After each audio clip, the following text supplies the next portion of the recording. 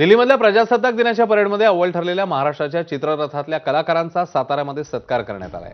साताऱ्यातल्या Jalmandir palace येथे छत्रपती दमयंतीराजे भोसले यांच्या हस्ते सहभागी कलाकारांचा विशेष सन्मान करण्यात आलाय।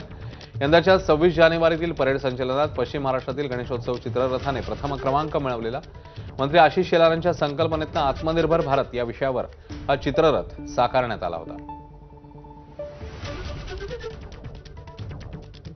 इतना मौका मिलता नहीं है कि इतने बड़े स्टेज पे इनको जो मौका मिला है और उन्होंने उसके चार चांद किए हैं, उसके लिए हम बहुत खुश हैं, अभिमान है और आप सबको बहुत बहुत शुभकामनाएं।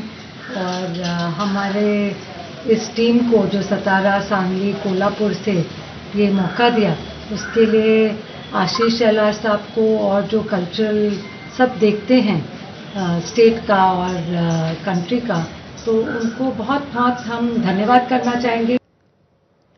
दिग्दर्शक रोहित शेट्टीच्या घरावर झालेल्या गोळीबार प्रकरणी अटकेत असलेल्या 5ही आरोपींना न्यायालयाने 11 फेब्रुवारीपर्यंत